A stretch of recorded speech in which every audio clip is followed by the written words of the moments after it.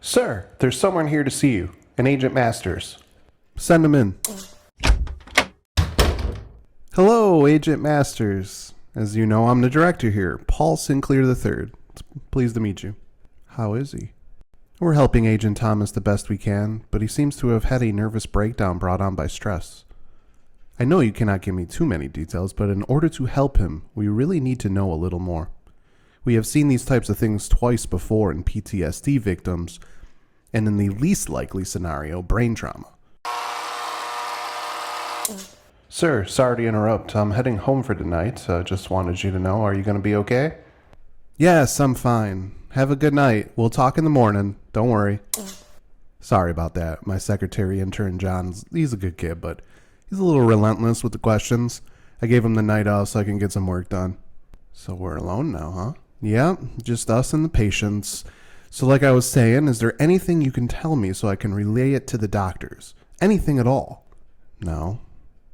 But there is something you can do for us. Us? What do you mean? Ah!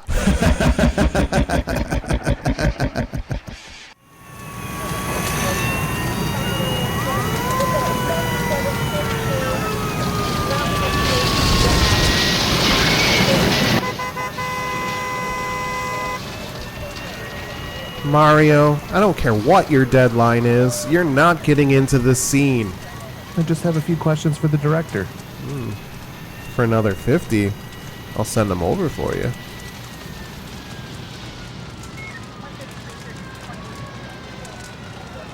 Hello.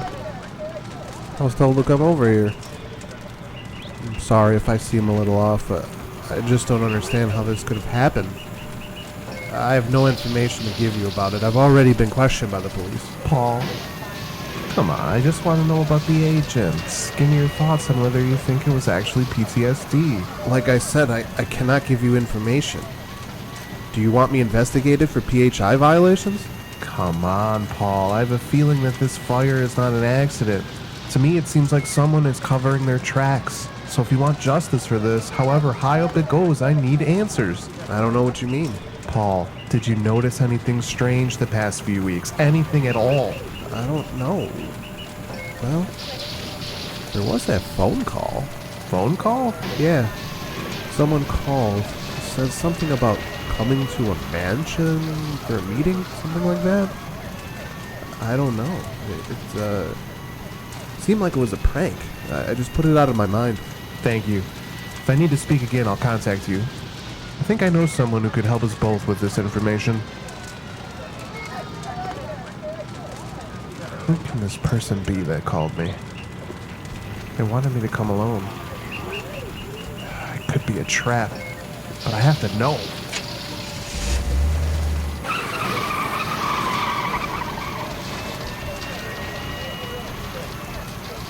We got you now, Mario.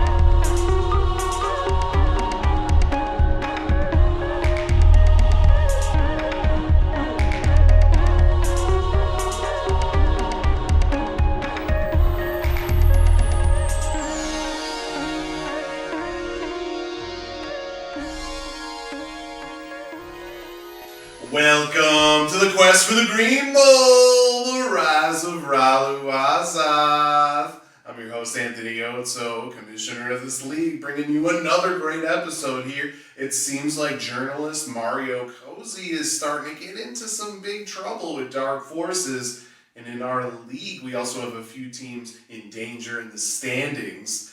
The defending champions are one of the teams in big trouble early this season, as is the consolation champion and one of our teams high up in the preseason rankings. But last week also brought us more dominance by the top teams in the league, with one joining an elite club. We also had a wild Monday with one comeback and an almost incredible, improbable comeback that didn't actually happen, of course. And we also had a close game of the week that didn't really have a lot of drama on Monday, but did have some on Sunday, as Loki Lebowski Thor hosted Remember the Titans, the salt mines of Thorgard, in a Europa Ganymede battle.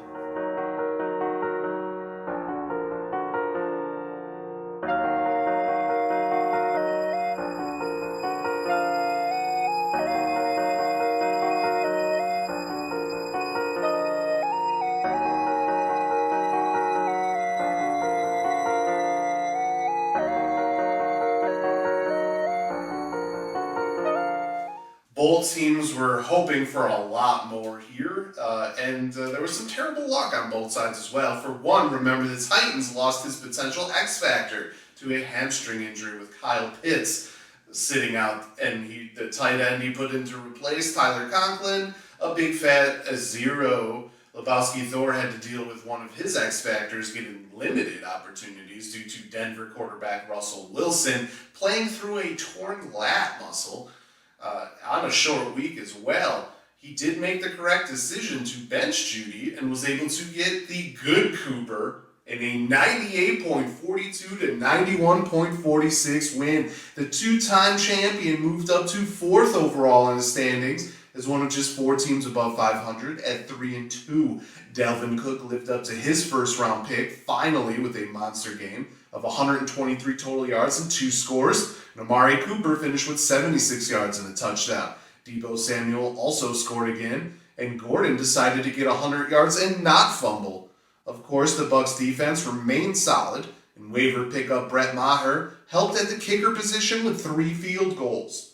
On the other side, remember the Titans is now 1-4 after trusting in Goff to be consistent and getting burned in a big way. Fournette did go off for 139 yards and 2 scores, and Stevenson added 175 yards, but A.J. Brown and Sutton not reaching the end zone did end up hurting. Moving on, my still undefeated Dark Ridge Dreamers traveled to the Temple of SeaTac to take on the Stellar Bitches in another Europa versus Ganymede contest, and there were a lot of fireworks at the start, with the Bitches getting a huge boost on a 98-yard touchdown reception by Gabe Davis. Luckily for my Dreamers, the consistency remained, and my squad pulled out a hard-fought 118.42 to 104.64 win. My Dreamers are now 5-0. Nick Chubb continued to shine with 134 yards and 2 scores, and Jefferson and Williams both finished with a combined 288 receiving yards. Jefferson also added a 22-yard pass and a 2-point conversion. Hollywood Brown reached the end zone again, also salvaging another underperformance by Kyler Murray. Gano remained solid with 2 field goals and 3 extra points, and Njoku collected 88 yards in an okay performance out of the tight end position. The Bitches, which fell to a disappointing 1-4, had the monster game by Davis, who had 171 yards and 2 touchdowns. Henry remained strong with 132 yards and 2 scores, and Cousins added 2 touchdowns as well. But Hawkinson disappointed with a terrible game. The Chargers' defense had negative points, and Hines left early with a concussion. It also didn't help that Evans and McLaurin failed to reach the end zone. In the end, there wasn't enough balance on a squad that boasted some of the top non-quarterback scores of the week. Next, in our Europa EO battle, Uncle Justy hosted the Siamese Dreamcats at the Water Volcanoes of Colbeck. This was a big match, with both teams looking for their second win. It was Uncle Justy that moved to 2-3 with a 103.94 to 84.06 win. Breece Hall had his breakout game for Uncle Justy with 100 receiving yards, 97 rushing yards to go with a touchdown. Wilson also did well again with 132 yards and a score, and Kamara finally did something with 194 yards, though he did lose a fumble. Brady did his job too, helping to overcome 5 players scoring 6 points or less. The 1-4 Siamese Dreamcats had the Colts defense step up with 4 sacks and 2 interceptions. Cup remained solid with 139 yards and a score, and Goddard did have 95 yards out of the tight end position. But Jackson was pedestrian again at quarterback, and Elliott and Akers disappointed again. A lack of touchdowns really ended up hurting in the end. Continuing to move on, our other undefeated team, the Multiple Scoregasms, traveled to the Sulphur Mines of Barbara to take on Risky Business in a Ganymede versus EO matchup. The Scoregasms survived a Monday night scare as Risky Business hit a furious comeback attempt. The 5-0 Scoregasms eked out a 108.56 to 100.88 win. Josh Allen was the star per usual with 424 passing yards, 42 rushing yards, and 4 touchdowns, including the 98-yard strike to Davis. Olave scored, and Pierce finished with 113 yards and a touchdown. The 49ers defense also stepped up with 6 sacks, an interception, and a touchdown as well. Injuries hurt, though, with Darren Waller picking up a 0 and Connor and Olave being limited in the latter half of their games. Still, a 70-point lead going into Monday? No worries, right? Wrong.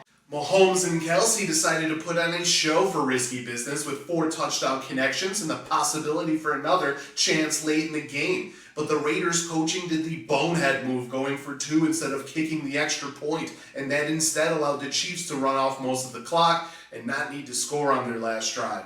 That coaching move essentially cemented a 2 and 3 star for Risky Business, but it is also a position that could have been avoided if the Patriots defense were in the starting lineup. In the next matchup, we did get a Monday night comeback with AR's Ayahuasca Plant hosting Green Acres at the Peaks of Dracos in a Ganymede versus EO matchup. AR's Ayahuasca Plant had to battle through the Aaron Rodgers, Aaron Jones, and Packers defense debacle in London, but also was able to get former Packer magic with Devontae Adams in a 100.08 to 88.06 win. Rodgers did throw 2 scores, and Metcalf scored on a 50-plus yard score, but 25 points were needed from Adams and Carlson on Monday. They did that and then some. Adams finished with 124 yards and 2 scores with the coveted 50-plus yard bonus point, and Carlson knocked in 2 50-yard field goals and ended up with 16 points. On the other side, it was the Taysom Hill show with 112 rushing yards, 22 passing yards, and 4 touchdowns, also getting a bonus point. Diggs had 102 yards in a score, and Burrow added 2 touchdowns as well. But 2 zeros with the Lions debacle and Higgins getting injured hurt big here. Both teams are now 2 and 3 overall, with Green Acres dropping their 3rd straight match. Finally, we move on to the elite Mother Tuckers smoking a kipper and meeting his team for breakfast after they put up monster numbers, and a 161.36 to 92.92 win on the road against the Clashhead Demon Head at the Swirling Skies at Hobart Point. The point total is the best weekly score for any team in 2022 so far. And it also puts the elite Mother Tuckers in elite company as just the 5th team all-time in this league to score 160 or more points. The point total is the 6th best all-time in any week. The record still held by the Multiple Scoregasms at 173.38 done in week 6 of 2018. Low-key Lebowski Thor is the only other team in the 170-point club, dropping 170.1 points in week 1 of 2019. Remember, the Titans dropped 165.84 points in last year's Green Bowl, which is 3rd all-time and the Green Bowl record for points. My great superior Superb Owls had 165.52 points in week 4 of last season. The Mighty Mash Tons, which are now known as Low-Key Lebowski Thor, had 162.82 points in week 11 of 2018, and my Commonwealth Deathclaws had 160.4 points in week 2 of 2020. A very elite club indeed, and it feels even better for the elite Mother Tuckers as they move to 4-1 overall too.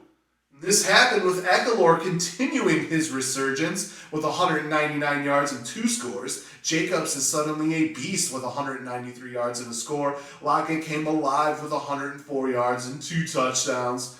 Andrews caught another touchdown as well. And the Cowboys defense picked up 5 sacks, an interception, 2 fumbles, and a defensive touchdown.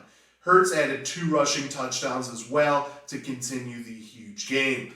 On the other side, McCaffrey scored and had over 104 yards, and Tucker and the Bills defense combined for 32 points. Etienne had 114 yards. Stafford did have a 50-plus yard touchdown, but continued to struggle in a big way with 3 turnovers. Not that it would have really mattered here for 2 and 3, the clash at Demon Head. All I can say is, wow! Seriously, 5 weeks in and just 1 game separates the number 4 through number 12 teams in this league. The top 3 teams are on a collision course for huge games in week 7 and 9, and our power rankings had a huge shuffle, even at the top following these results. The storylines are abundant, and we're getting close to the halfway point in the regular season. And that's the content for the show, everyone. Hope you had a blast as we continue our theme story with puzzle pieces seemingly falling into place for the shadows. And we had some history this week. Can't ask for anything more, right? Until next time, salut. And check out the power rankings before you go.